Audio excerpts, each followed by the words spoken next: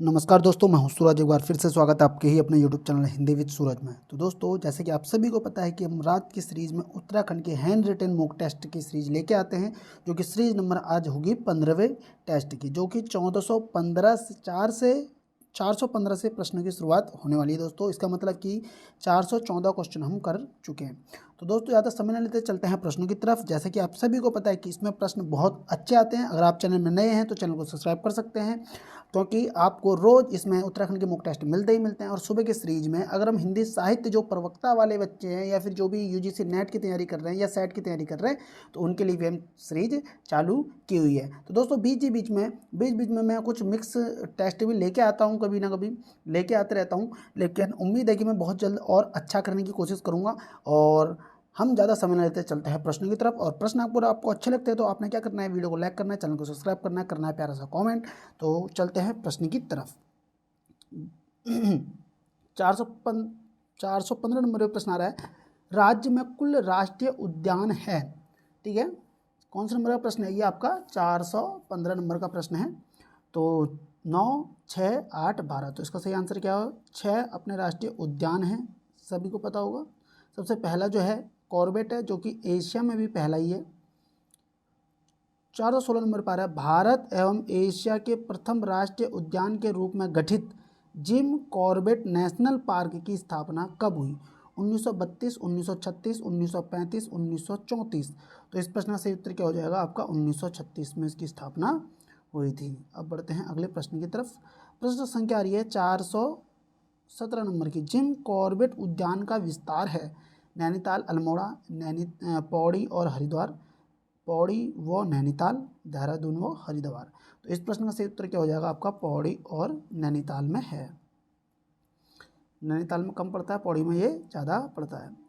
418वें number का प्रश्न आ रहा है, पाटली दून किस राष्ट्रीय उद्यान के मध्य में है? जिम कॉर्बेट, राजाजी, नंदा देवी और गंगोत्री। तो इस प्रश्न का सही उत्तर क्या हो जाएगा आपका? Jim Corbett, option A. 419 number का प्रश्न आ रहा है आपका, कॉर्बेट राष्ट्रीय उद्यान के मध्य से होकर कौन सी नदी बहती है? कोसी, रामगंगा, मंडल व सोना और सभी। तो इस प्रश्न का सही उत्तर क्या हो जाएगा आपका? ऑप्शन डी, रामगंगा, कोसी, मंडल और सोना भी बहती है। ठीक हो गया। अब बढ़ते हैं अगले प्रश्न की तरफ। तो इस प्रश्न में देखो, ऑप्शन देखो, कोसी भी बहती है, रामगंगा भी बह रही है, और आपका मंडल और सोना भी, और सभी भी। अब बढ़ते हैं 420 नंबर के प्रश्न पर। किस राष्ट्रीय उद्यान में सर्वाधिक पर्यटक आते हैं? राजाजी में, गंगोत्री, कॉर्बेट और नंधौर।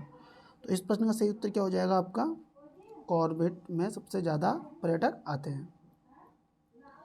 सही कथन का चयन करें। 421 नंबर पर है, सही कथन का चयन कीजिए। सर्वाधिक बाघों वाला राष्ट्रीय उद्यान कॉर्बेट है। देश में बाघों की सर्वाधिक घनत्व वाला राष्ट्रीय उद्यान कॉर्बेट ही है। कॉर्बेट मतलब राजा जी उद्यान में चीला रेंज में पर्यटकों हेतु एलिफेंट सफारी है। सभी कथन सत्य हैं। तो इस प्रश्न का सही उत्तर क्या हो जाएगा आपका? Option D. तो देखो, बाघों का सर्वाधिक घनत्व वाला राष्ट्रीय उद्यान भी कौन है? कॉर्बेट है। ये बहुत अच्छा फैक्ट है। राजा जी उद्यान में चीला रेंज में पर्यटकों हेतु एलिफेंट सवारी या सफारी होता है, वैसे वो सफारी है। अब बढ़ते हैं 422 नंबर के प्रश्न पर। कॉर्बेट को प्रोजेक्ट टाइगर के अंतर्गत शामिल किया गया था 1 नवंबर 1973 में, 22 जुलाई 1990 में, 15 मार्च 1978 में, 30 अगस्त 1958 में। तो इस प्रश्न का सही उत्तर क्या हो जाएगा आपका? 1 नवंबर 1973 को कॉर्बेट को प्रोजेक्ट टाइगर के अंतर्गत शामिल किया गया था। और इसी के तहत क्या हुआ था कि सबसे पहली बार क्या हुआ था? शेरों की गिनती भी शुरू हुई थी। अब बढ़ते हैं अगले प्रश्न की तरफ। 423 नंबर का सवाल आ रहा है आपका। क्या बोल रहा है? राजा जी राष्ट्रीय उद्यान को प्रोजेक्ट टाइगर के अंतर्गत शामिल किया गया मार्च 2018, अप्रैल 2015, मई 2020, जनवरी 2019। इस प्रश्न का सही उत्तर क्या हो जाएगा? अप्रैल 2015 में राजा जी को क्या करा? अप्रैल 2015 में प्रोजेक्ट टाइगर के अंतर्गत शामिल किया गया। अब बढ़ते हैं 424 नंबर पर। फूलों की घाटी पुष्पावती राष्ट्रीय उद्यान किन पर्वतों के मध्य है? हेमकूट व मणिकूट पर्वत, शंभु और निशंभु पर्वत, नर व गंधमादन पर्वत, जय और विजय पर्वत। तो इस प्रश्न का सही उत्तर क्या हो जाएगा आपका? नर व गंधमादन पर्वत के बीच में क्या है? फूलों की घाटी है। ठीक है, पुष्पावती राष्ट्रीय उद्यान भी इसको हम कहते हैं। अब बढ़ते हैं अगले प्रश्न की तरफ। 425 नंबर पे, नंदा देवी राष्ट्रीय उद्यान चमोली की स्थापना हुई है 1982, 1988, 1980, 1990। नंदा देवी राष्ट्रीय उद्यान की। तो इस प्रश्न का सही उत्तर क्या हो जाएगा आपका? 1982, ऑप्शन ए इसका राइट आंसर हो जाएगा। अगला प्रश्न आ रहा है, 1983 में स्थापित राजाजी राष्ट्रीय उद्यान देहरादून, पौड़ी व हरिद्वार जिलों में विस्तृत है, लेकिन इसका मुख्यालय है पौड़ी में, हरिद्वार में, देहरादून में, इनमें से कोई नहीं। तो इस प्रश्न का सही उत्तर क्या हो जाएगा आपका? देहरादून। तो इनका जो मुख्यालय है, राजाजी राष्ट्रीय उद्यान का जो मुख्यालय है वो कहाँ पे है आपका? देहरादून में है, जो कि 1983 में बना था। और ये 3 जिलों में है, देहरादून में, पौड़ी में और हरिद्वार में। अब बढ़ते हैं अगले प्रश्न की तरफ। 427 नंबर पर आ रहा है, सर्वाधिक हाथी व 12 सिंहों वाला राष्ट्रीय उद्यान है? गोविंद राष्ट्रीय उद्यान, कॉर्बेट राष्ट्रीय उद्यान, नंदा देवी राष्ट्रीय उद्यान या राजाजी राष्ट्रीय उद्यान। तो इस प्रश्न का सही उत्तर क्या हो जाएगा? ऑप्शन डी, राजाजी राष्ट्रीय उद्यान, जो कि कब बना है? 1983 में बना है। ठीक है, गलत कथन का चयन कीजिए। एशियाई हाथियों के लिए मशहूर राष्ट्रीय उद्यान राजाजी है। कस्तूरी मृगों वाला राष्ट्रीय उद्यान फूलों की घाटी है। राज्य का सबसे पुराना राष्ट्रीय पार्क गंगोत्री है। राज्य का सबसे नया राष्ट्रीय उद्यान गंगोत्री 1989 है।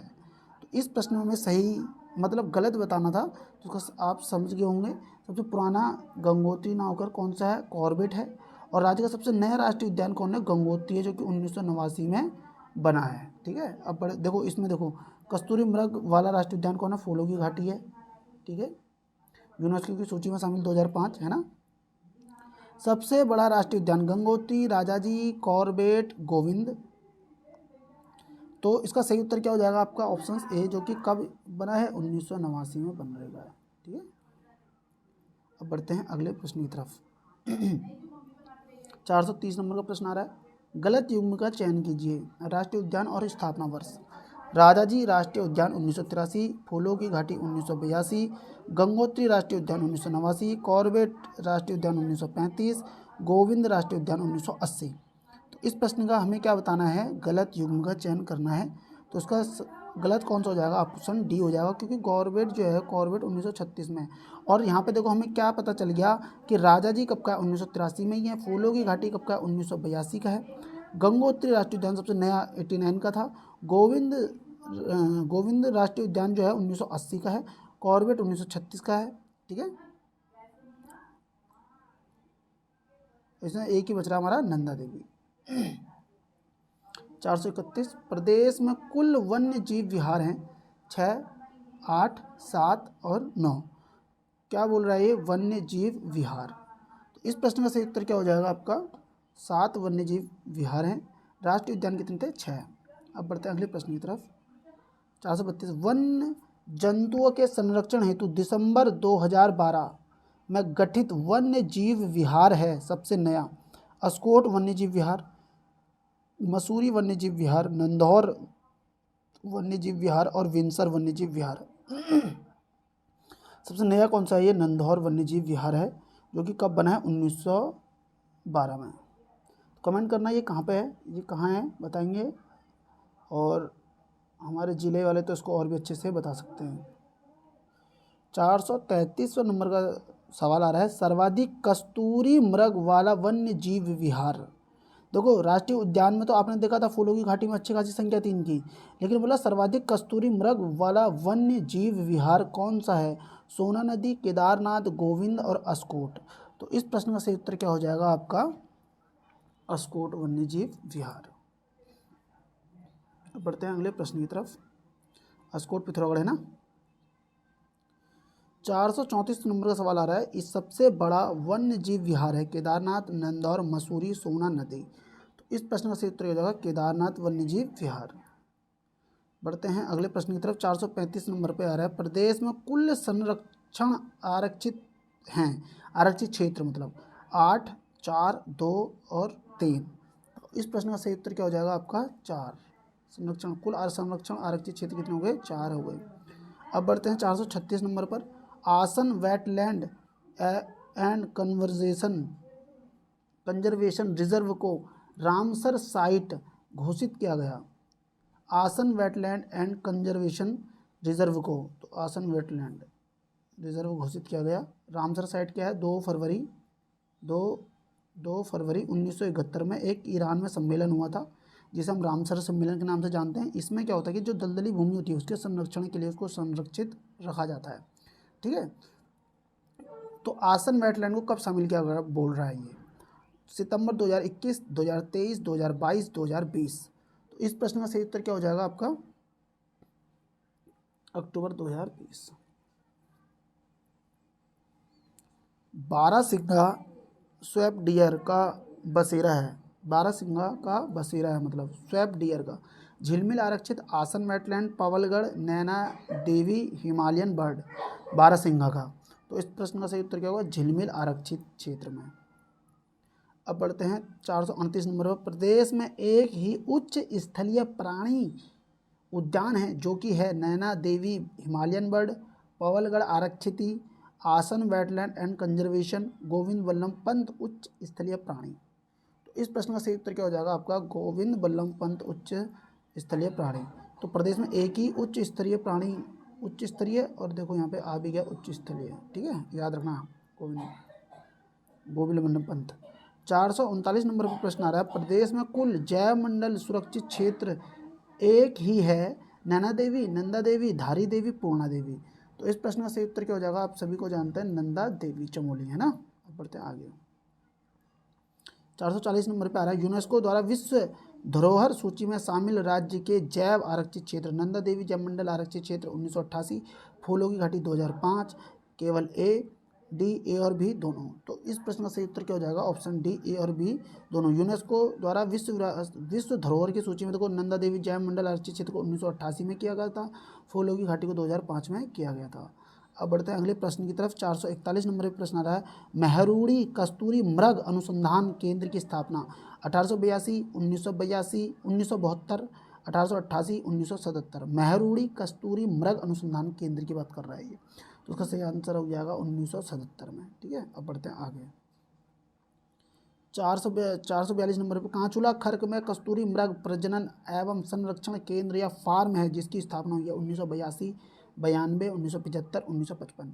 किसकी, कांचुला खर्क में कस्तूरी मृग प्रजनन और संरक्षण केंद्र। ठीक है, तो इस प्रश्न का सही उत्तर क्या हो जाएगा आपका 1982 में। बढ़ते हैं अगले प्रश्न की तरफ। 443 नंबर पर प्रश्न आ रहा है। वर्ष 2022 की गणना के अनुसार प्रदेश में हिम तेंदुओं की संख्या 2022 में हिम तेंदुओं की संख्या 124, 190, 185, 121। तो इस प्रश्न का सही उत्तर क्या हो जाएगा आपका 121।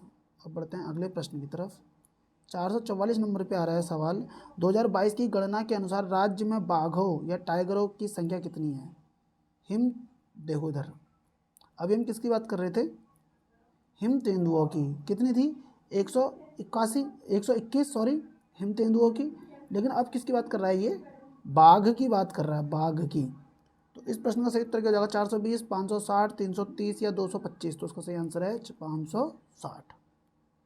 अब बढ़ते हैं अगले प्रश्न की तरफ।